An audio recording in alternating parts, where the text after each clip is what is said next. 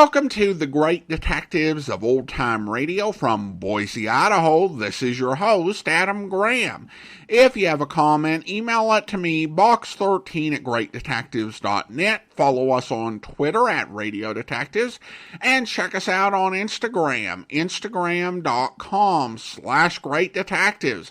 Happy New Year! If you are enjoying this podcast, please follow us using your favorite podcast software. I do want to encourage you to check out our other podcasts. In particular, I'm highlighting Public Domain Video Theater, which after its annual December hiatus is going to be back starting on the weekend of January 12th to the 14th, and we are going to be continuing for the next few months to play episodes of Dangerous Assignment and U.S. Marshal, but we have some exciting things planned for the year ahead, and you can follow us at videotheater.greatdetectives.net as well as on YouTube. So now we're going to get into this week's Yours Truly Johnny Dollar serial. As usual, we will be playing the first 2 episodes today and the remainder on Friday, so if you're minded to listen to the complete serial together, hit the pause button and then come back on Friday to listen to the rest. So here from August 6th and August 7th, 1956 is the Alder Matter episodes 1 and 2.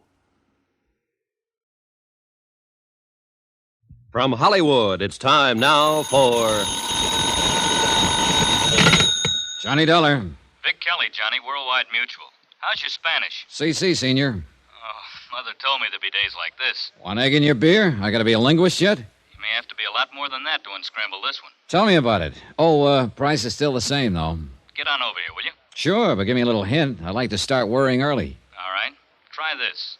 William Billy Alder. The promoter? World's #1 salesman? Up again, down again, Alder? The same. And at this point, he's up to his ears in Venezuelan oil. We're carrying $250,000 life on him. Ooh, I'd settle for the premiums, Vic. How come you're worrying? Worry, too, carrying coverage that size. Especially with Alder behaving like he is. Like? Like changing his beneficiary 5 times in a month. What would you say that means? Means I'll be right over.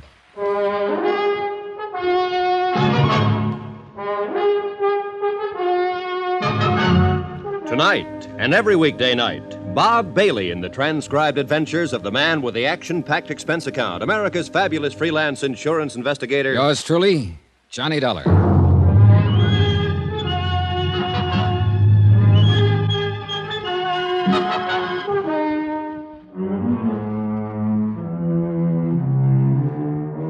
From Special Investigator Johnny Dollar to the Home Office, Worldwide Mutual Insurance Company, Hartford, Connecticut. The following is an accounting of expenditures during my investigation of the Alder matter.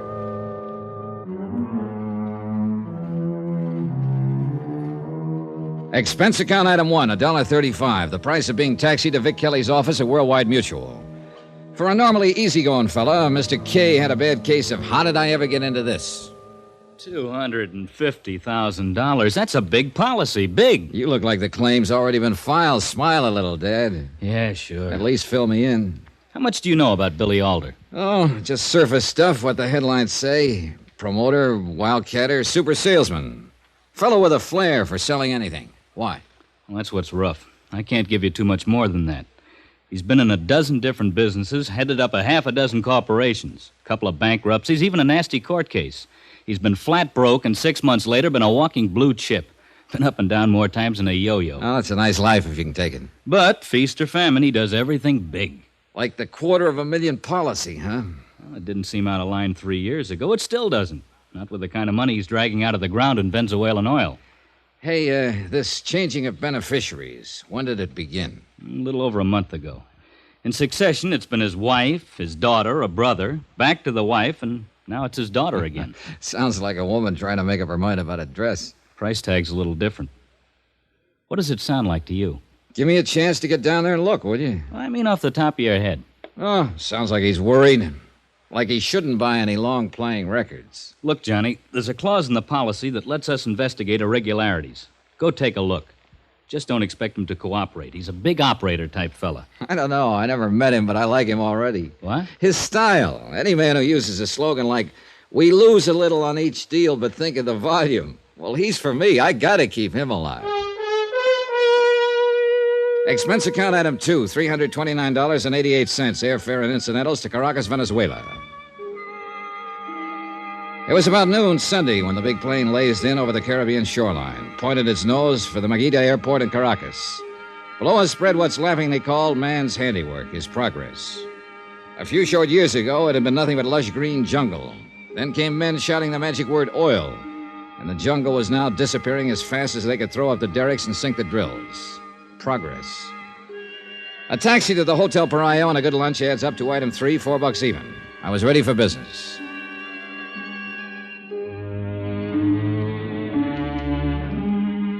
Knocking around in this game, you learn a lot of ways to save steps. On an out-of-country deal, for instance, the local police chief is one person you can't ignore. He can save you more than steps, blood sometimes. He turned out to be 35-ish, bright, relaxed. They might have changed the jungle, but nothing was going to alter Jefe Velasquez style. He took his time, even after I told him why I was here. I'm sorry about the ceiling fan, Senor Dollar. Oh, what's wrong with it? It's working. See, but it's old-fashioned, not like the, air conditioning in Estados Unidos. No problem. I'm comfortable. With all the money from the oil, you think they make modern these offices. No. It's air conditioned in the home, in the car, but not in the office. At least this one. A fan. Well, they'll get to it. Jefe, I get the feeling you're steering away from discussing Billy Alder. Of course. Then there must be a reason. See, because I do not want to give you the bum cow. Oh, bum steer. Gracias. What I mean is there is nothing to put the finger on. To look at them is a nice family with lots of money living in a big, expensive house. But you spend a couple hours there. You know, it's not that way. It's nothing you can see, but... All underneath. You ever see an oil well fire, Juanito? All the burning and burning under the ground. Then, when it's enough force, whoosh, everything explodes to the sky. It's exactly what you expect will happen to these people. Someday. And still, it's hard to figure exactly why. Well, that is all. Yeah. Well, thanks. I appreciate what you've given me. Now, what's the best way to get to the house? You go there, huh? That's where the job is. It's easy enough to get to. I tell you how. You mind if I ask a question, amigo? Shoot. In your own office, you got a fan or air condition? When I left him, he was even weighing the idea of spending his own money for an air condition. I went right on spending company money. For instance, item 4, $39.55 deposit and first day's rental on a U-Drive automobile. A 20-minute drive over the autopista, that's a 6-lane mountaintop freeway, less traffic jams, brought me to La Guiara, a clean, scrub-looking suburb on the edge of the Caribbean. The older house wasn't hard to find. Huge and impressive, it sat all by itself on a high promontory jutting out into the sea. I suddenly found that I'd become J. Dollar Intruder, because in the doorway of the house, a very luscious young lady was being enthusiastically and expertly kissed by a handsome young man. My cough must have been pretty frightening because the boy took off around the house like a quarter horse. Not so the girl. She glared angrily as she came toward me. I hope you're satisfied. Well, embarrassed is a better word. I'm sorry about my timing. I'll bet you are. Well, look, Miss, Happy now that you've got something to tell my father? Well, go ahead and tell him. If you'd only slow then down a while minute. you're at it, tell him something else, that he can hire as many detectives as he likes. It still won't keep me from seeing Paul. Well, looks like you'll need track shoes to see him now. Very funny. Assuming that was Paul. Look, I don't... Assuming. Oh, now look, lady, you never gave me a chance to explain. Not too hard to figure who you think I am, but I'm not. My name is Johnny Dollar, and you're right about only one thing. I do want to see your father, but not for the reason you think. Okay? But I'm sorry, Mr. Dollar. Good. Are we friends now? I'm Peggy Alder. Yeah, I figured as much. Would you like to come in and wait, Mr. Dollar? Wait? My father isn't home at the moment. He shouldn't be over an hour, though. Fine. You won't say anything about what you saw? About Paul, I mean? Lady, the world is full of trouble. Why should I add to it?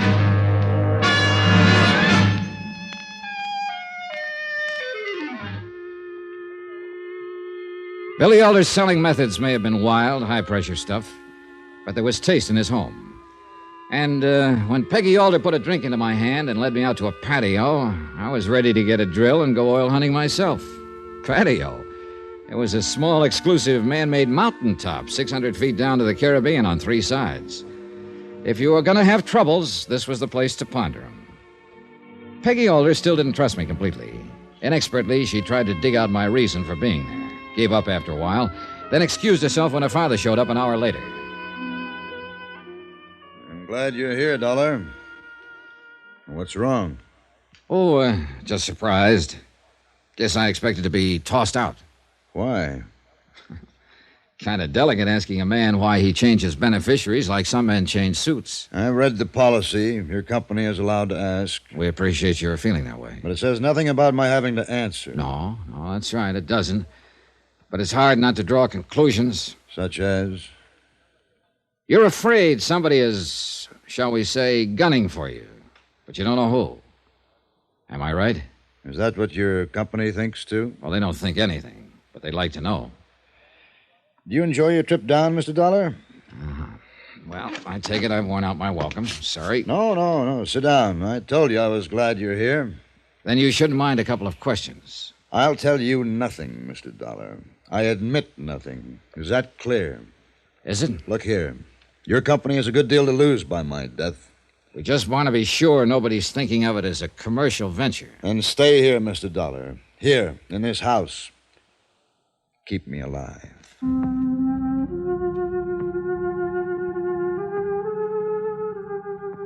Behind the calm, controlled demeanor, Billy Alder was loaded with fear. The worst kind of fear. The grinding, implacable kind of terror that for some reason has to be hidden. 2 hours later, my bags had been sent for, and I was comfortably settled in a guest room only slightly larger than Pennsylvania Station. By dinner time that night, the only other people I'd seen in the house were the servants. Alder, his daughter, and I sat down to eat alone. I must apologize for Mrs. Alder's absence, Mr. Dollar. She went to the bullfights today. She's staying in town for dinner with the others. The others? We have several guests staying with us. Charming people, Mr. Dollar. Wait till you meet them. I think we can do without that kind of talk, Peggy. Are you defending them, Father? Guests. Don't you mean leeches, parasites? That'll do. At least they'd have the manners not to start a thing like this in front of Mr. Dollar. You may be excused any time you like. Gladly. Incidentally, thank you for disobeying my orders to keep Paul Kincaid away from this house. You told him after you promised. Mr. Dollar told me nothing. You seem to forget that servants have eyes and ears. I'm sorry. Didn't mean to embarrass you, Mr. Dollar. That's all right. Kids. Can't do anything with them these days. Headstrong, no sense of values. Not Paul Kincaid. An oil field foreman. Can you see him fitting in as Peggy's husband? Into Billy Alder Enterprises? Quite a step up, if he can make it. Believe me, he never will. After dinner, Alder and I headed for that fabulous patio. I hoped he would open up, but he kept the talk general. Charming, witty, but simply conversation. Truthfully, I wasn't too unhappy, because the setting was one of those once-in-a-lifetime things. I couldn't take my eyes away from the lights far below. The glittering shoreline stretching from Carneiro all the way to Puerto Cabello. That's when it happened. The bullet smashed into the wooden canopy support just inches from Alder's head. So close that the splinters flew, buried themselves in his cheek. Mr. Alder, you all right? I think so. Stay here. I raced back through the house, headed for the front entrance as fast as I could. Outside, I tried to stare through the darkness into the only direction from which that shot could have come, the rolling jungle slope of the promontory. Sure, it looked deserted, but I knew it wasn't. Someone had to be out there, with 5 more bullets in his gun and murder in his heart.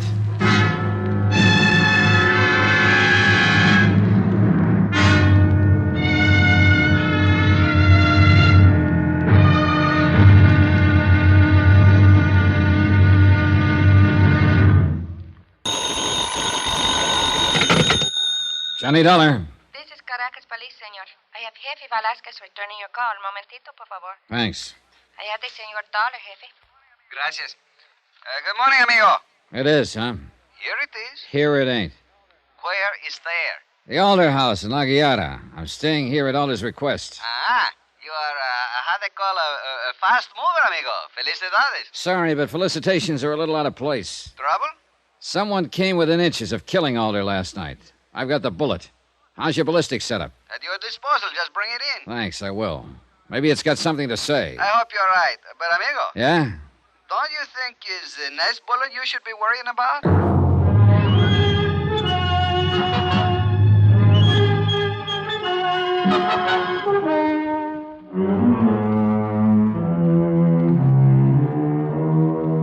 From Special Investigator Johnny Dollar, location Caracas, Venezuela, to the Home Office, Worldwide Mutual Insurance Company, Hartford, Connecticut. Assignment, the Alder matter. Expense account continued.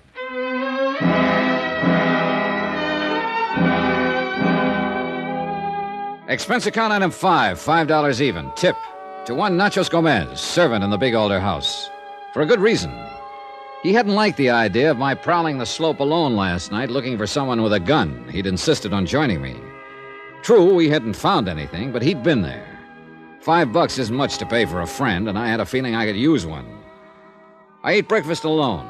Alder had already gone to his office, and the rest of the house was asleep. Nacho's breakfast tray rattled when he saw the money. For me, Senor Dollar, why? Oh, call it appreciation. You didn't have to follow me out there last night. Oh, you could have been hurt, Senor. You don't know the slope is a long drop to the bottom. Yeah, and lumpy. I didn't expect money. I did not do it for that. I know that. Go ahead, take it. Mil gracias. Something... I tell you something, Senor. When you go running out there last night, I was sure you would find nobody. Oh, why? Well, you saw for yourself. Too much, how you call it, bushes, too thick. They could be standing right next to you and you wouldn't know. Then why did you come streaking out after me? I told you. It's a long way down. One wrong step and psst. In the States, that's an old joke. The punchline is, watch that first step. It's a beaut.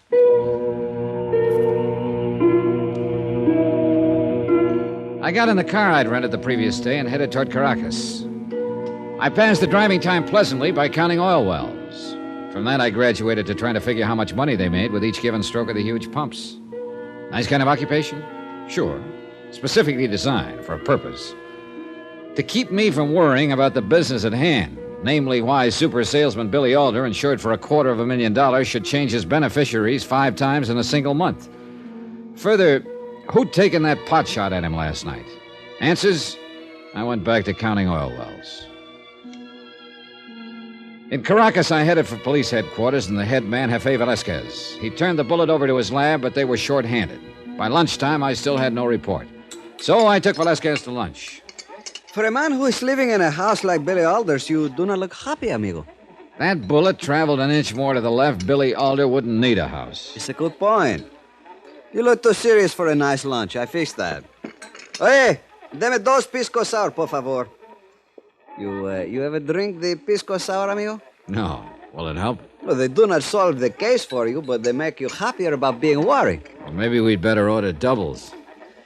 Confusing, the Alder house. What do you think? Keep him alive, Alder says. But that's the only word you can get out of him. You feel the thing I mentioned yesterday, the tension, the strangeness? The only ones I've met are Alder and his daughter. You haven't met Mrs. Alder, any of the others? Why? They got home late. After the shooting? Way after. Interesting. Oh, sure. It could have been any of them out on that slope. I do not worry about you, amigo. You will do fine. Well, here's something else interesting. Alder doesn't want me to question any of them about that shot. Oh? You noticed there was no complaint to your office about the murder try. I notice. Because Alder wanted it that way. Like I say, interesting. Gracias, waiter. You sip that, amigo. See if it does not help. It's good? Oh, very nice. It will be nicer. Just give it time. You still have the Senor Billy Alder on your mind, eh? Yeah. Have another sip. Jefe. See? There's something else in my mind. You got to learn to relax, Johnny. You mentioned Mrs. Alder a few minutes ago. Seemed surprised I hadn't met her. What are you thinking of? Just that you living at the house. No, Jefe, it was more than that. Amigo, you are imagining. Come on now, level with me. I'm far enough out in left field as it is. Write it off as professional courtesy, huh? You are a pretty nice-looking fellow, amigo. Don't snow me. Just I am simply trying to answer your question, Johnny. Mrs. Alder, how shall we say it? It does not make her angry to be seen in the company of a handsome man. I see. What's Mr. Alder's reaction? The Alders must be people of breeding. If they have a quarrel, it is not in public. Thanks. But at the risk of seeming ungrateful, you could have mentioned that yesterday. It's a pretty good department, the Caracas police, amigo. You know why? Because I teach them always one thing at a time. Comprende? Mucho, amigo. Come on. We eat, then we get back to the lab. If they have not finished, I fire everybody.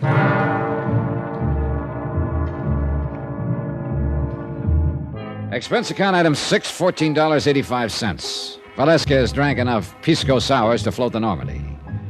Back at the police lamp, I wished I'd kept pace with him, because all they could tell from the bullet was that it had come from a Luger.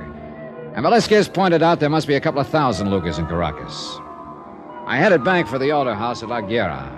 Unless the members of that happy household slept all day, somebody should be alive and stirring. And they were people I wanted to meet badly. But I almost didn't make it.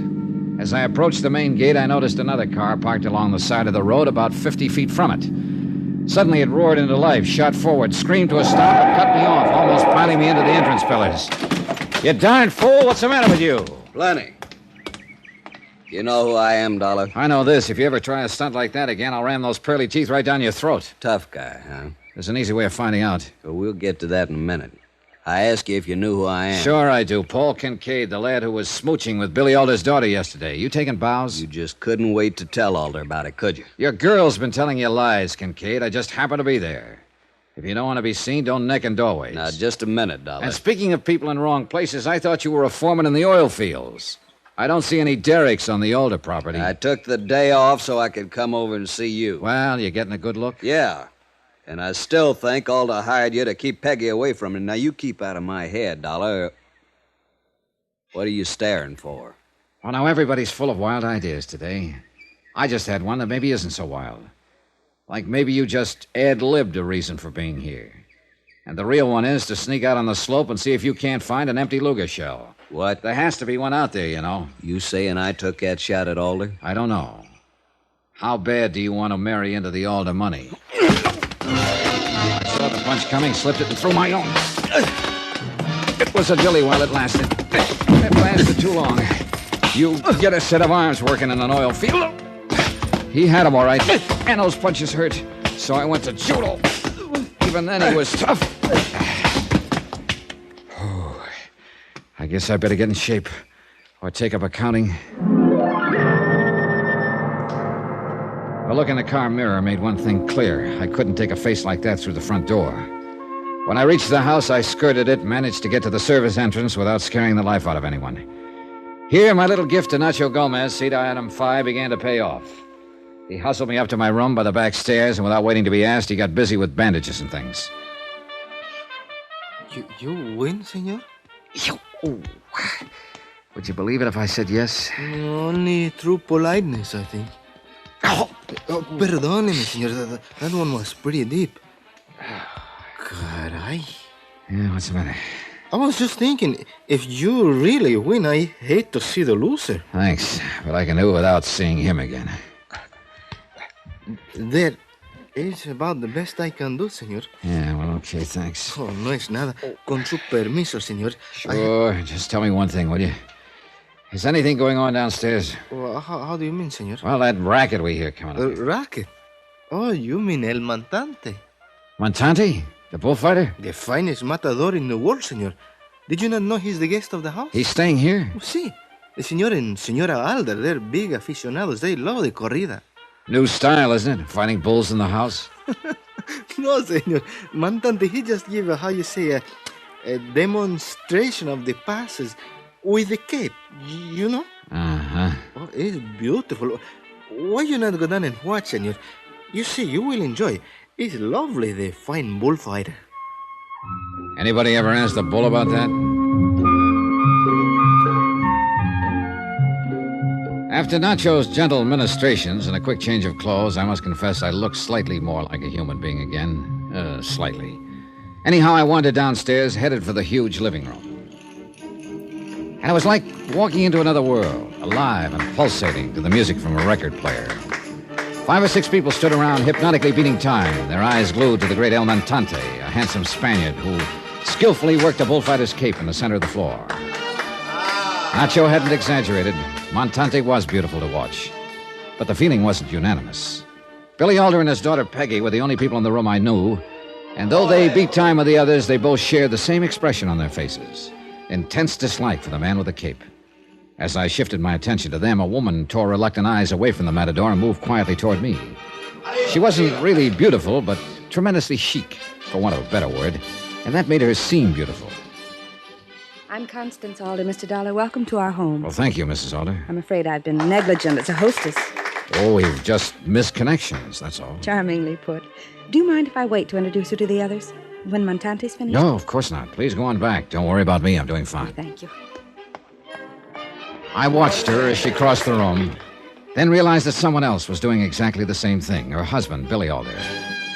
Only the look on his face was the same glaring dislike with which he'd favored the cape-wielding matador. Interesting. Then, after a long moment, Constant Alder moved quietly out of the room, as though not wishing to disturb the others. The performance was still going strong, and after about 5 minutes, I moved out onto the patio, stood looking down at the La Guerra harbor. Because it was on my mind, I stared down at the spot on the slope from which the Luger had been fired. And I saw that someone was there, awkwardly searching the ground. A moment later, they straightened up, moved a few feet to continue the search. Even in the late afternoon sun, there couldn't be any mistake in the searcher's identity. It was Constance Alder.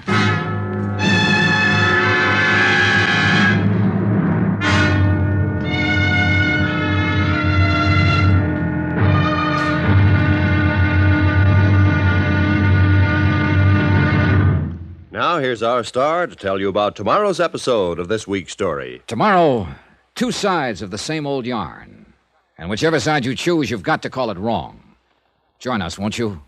Yours truly, Johnny Dollar.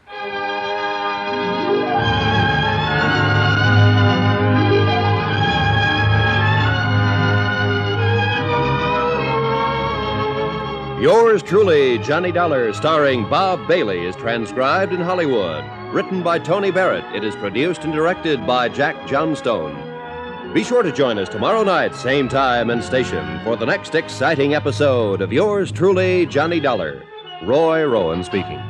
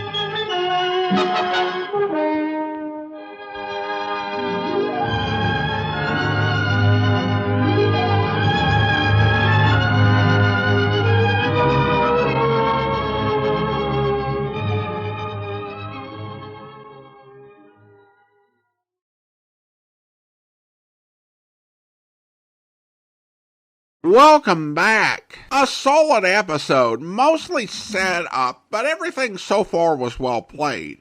I particularly liked the fight with Cade. It seems like most old-time radio detective fights seem to end with a knockout one way or another. I like Johnny unleashing his judo just to get away with a split decision. Brought some variety to the whole fighting thing. All right, well, listener comments and feedback now, and we turn to Howard, who commented regarding the long shot matter on YouTube. How many times has Johnny Dollar been hit in the head by now? He has many cracks in his cranium and is probably in protocol concussion. Well, thanks for the comment, Howard. Now, I did wonder if there was an answer to how many times he had been knocked unconscious, and I figured that if anyone would have a precise account, John Abbott would in the Who is Johnny Dollar matter. But actually in that book, he doesn't even give a range, but he does indicate it happens a lot. perhaps even nearly every episode. And his observation is that the second occurrence must have made Johnny's head look like a phrenologist's nightmare with the numerous bumps, gashes, gullies, and chasm inflicted by over 12 years worth of abuse. One wonders why Johnny did not stammer and lumber around like a punch-drunk fighter. I guess another item for those who go with the Johnny Dollar was a Time Lord explanation for the different actors who played him. But while it happened a lot to Johnny, it didn't happen a lot to any of the on-air hard-boiled private detectives, whether you were talking Philip Marlowe, Sam Spade, Richard Diamond, and of course, you have Richard Rogue over there hallucinating and speaking to a wee voice in his head every time he gets knocked out. It really is part of the suspension of disbelief you have to have with these programs. The old Superman movie posters, you will believe a man can fly. Old-time radio detective version is, you'll believe that a man can take 40 concussions a year and be just fine. And then we have a couple of listener emails, and this one comes from Jade. Dear Adam, I've been listening to some old-time radio sci-fi podcasts, which are much less interesting than Great Detectives without your commentary, and have been amazed by the connections. I love hearing the announcements about the next program that evening, one time Dragnet and another Tales of the Texas Rangers. At the moment, I'm listening to a Dimension X program from 1950 about the dangers of AI called Logics and virtual assistants. Incredible. Best, Jay. Well, thank you so much, Jay.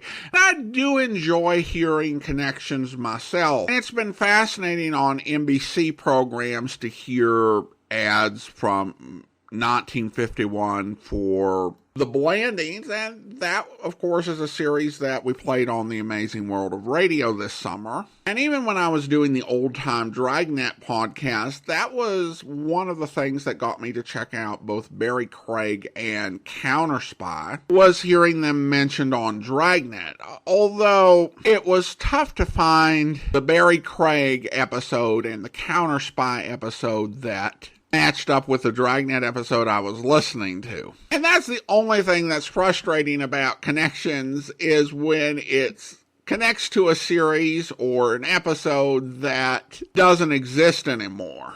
And we've heard ads for a few of those programs on Dangerous Assignment, like the Bob Hope Daily program and the Eddie Cantor Showbiz program from the mid-50s. But I enjoyed those connections when I do hear about them, and they connect to something I can listen to. I had actually been in the planning stages for starting a science fiction podcast. And I actually had penciled in that I wanted to launch it in September of last year. My plan was to play 2 episodes a week, a combination of anthology series like Dimension X and X-1, and then space adventure series like Flash Gordon and Space Patrol. Now, I had to deal with the disappointment that I could not figure out any way to get Jimmy Durante's performance of We're Going UFOing licensed so I could use that as theme music. Then I started listening to episodes, and I realized, first of all, that it was really not a good idea to try to launch one podcast right after we'd launched Old Time Radio Snack Wagon. And then I kind of had an epiphany about the anthology program. And the situation with a lot of these shows is that I'd listened to quite a few of them over the years. An emphasis on the over the years part. I'd listen to some as part of app extras or just on an occasion every now and again. And there were some really interesting stories. There was things like the non-humanoid alien who played baseball, Martian Sam. And then there was this one with Jackson Beck called The Merchant of Venus, which posited some interesting ideas, but I think made some faulty assumptions, but was still interesting to listen to. And then a really interesting one that Ned Weaver was in. And of course, the Green Hills of Earth episode with actual music was really entertaining. But these were all just sort of random episodes that I grabbed. I started listening to the start of X-1, and I just realized this is dark. And the start of that series is just unrelenting, week after week. And I came to the realization with these sci-fi anthology programs, maybe it's just where I'm at in my life, that it's kind of like with The Whistler or even Suspense, where, you know, an episode every now and again is fine, but I don't want to be listening to that every single week. Although I may use the more adventure-based sci-fi series in the old-time radio adventure series when we get that launched. Still working out details on that one. But thanks for the email, Jay. And then we have an email here from Joy Elizabeth, who writes, Dear Mr. Graham, I've been a long-time listener. At least I started when I was 15 or 16 years old, and I'm now 20 years old. I absolutely love your podcast, as I love all history from the World War II era, and you're very insightful. I was wondering, simply because I don't want it to come to an end eventually, would you consider redoing all of the shows? I'm just curious because, as I said, I love the way your podcast is set up, and it is so unique from all the other ones that are out there. And I really appreciate how you play all of the different actors, like all of the Johnny Dollars and both Sam Spades, and don't just stick to one. Every time one actor replaces another, I'm super dubious about the incoming one. However, I love Stephen Dunn as Sam Spade, and I really enjoyed Edmund O'Brien and John Lund as Johnny Dollar, even though I had thought Howard Duff and Bob Bailey couldn't be replaced. In fact, I might be the odd one out, but as much as I like Bob Bailey, I liked O'Brien's and Lund's portrayal better. The only one I didn't appreciate was the replacement, Rocky Jordan. Well, thank you for keeping these alive in the era of TV and for giving so much context in your commentary. I absolutely love to be able to create the images in my head instead of having them given to me. This is so important to history. Sincerely, Joy Elizabeth. Well, thank you so much for the question, Joy Elizabeth, and for your very kind email. I would say that there are a few series that I would probably not replay. I think that they were good enough that they deserve to be heard, but I don't think I would enjoy going through them again. But there aren't any really huge series I would put in that particular category. It's definitely something that I'm thinking about as we're 15 seasons into this. I think when I started out with the thousands of programs out there, the last thing really on my mind was, okay, what are you going to do when you run out of episodes? It did not occur to me that that could someday become a problem.